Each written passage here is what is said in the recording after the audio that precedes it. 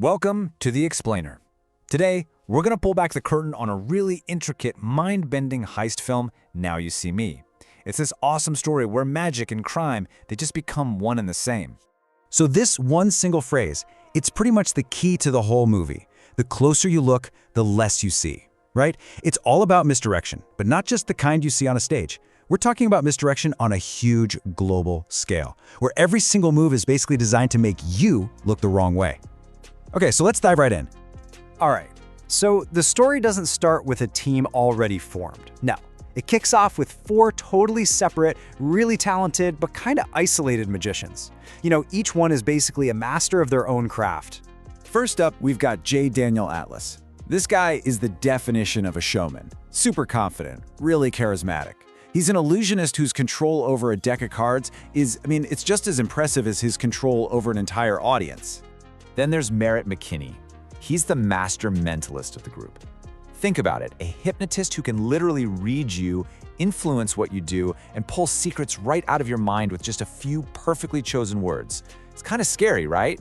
And next we meet Henley Reeves. She is an absolutely brilliant escape artist, and she's out to prove she's way more than just Atlas's former assistant by pulling off these insane, death-defying stunts. And rounding out our group is Jack Wilder. He's the young guy, the hunger street performer. His sleight of hand is just unbelievably fast. He can pick your pocket and your lock before you have any clue he was even there. So these four strangers, they don't know each other at all, but they each get this mysterious tarot card that leads them to a locked apartment in New York. And when they get inside, there's no person waiting for them, no benefactor, just a hologram blueprint for what's got to be the greatest magic show and, well, the greatest heist the world has ever seen. Okay, so fast forward a year. These four individuals, they're not separate anymore. They pop back up in Las Vegas, now a tight-knit group known all over the world as the Four Horsemen. And their very first big act? Well, it's a promise to do something truly impossible. So what is their grand finale? It's robbing a bank. And not just any bank, right? A specific vault in Paris, all while they're still live on stage in Las Vegas. It sounds crazy. They pick a random guy from the crowd, make it look like they teleport him all the way to France, and then bam, it happens. Millions of euros start raining down from the ceiling onto this completely stunned Vegas audience. Now, a crime this big, this spectacular, it's going to attract some attention. And it does, from two very different people. On one hand, you've got FBI agent Dylan Rhodes. He's this skeptical, by-the-book lawman who thinks they're just a bunch of high-tech thieves.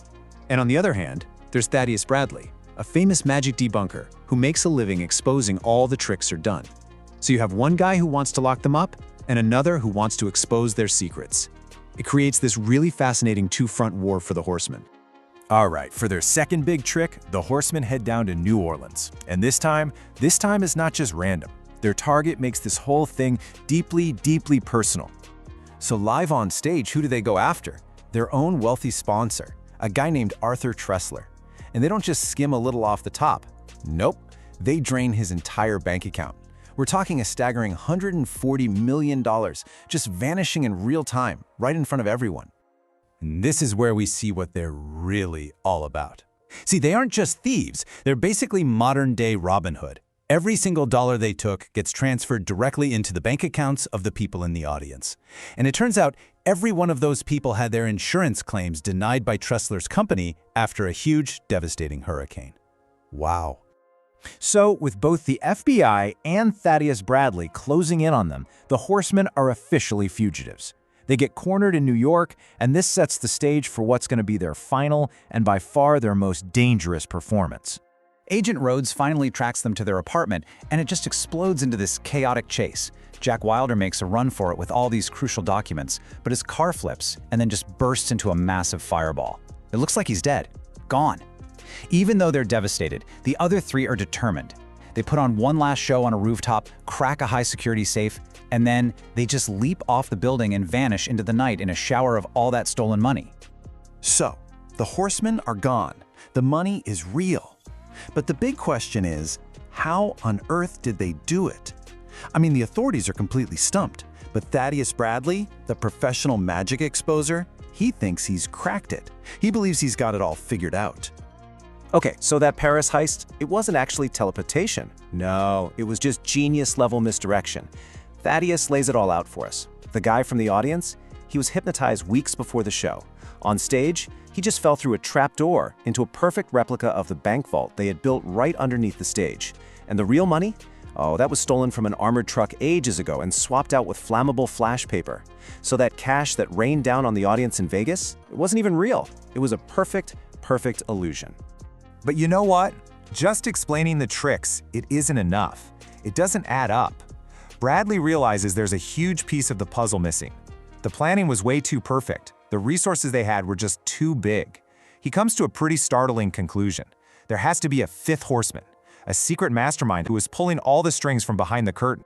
And it turns out, this whole string of heists, it's all part of this incredibly elaborate act of revenge that's been decades in the making. The story actually goes all the way back to a magician named Lionel Shrike. He died this really tragic death, trapped in a faulty safe during a performance, and they never even found his body.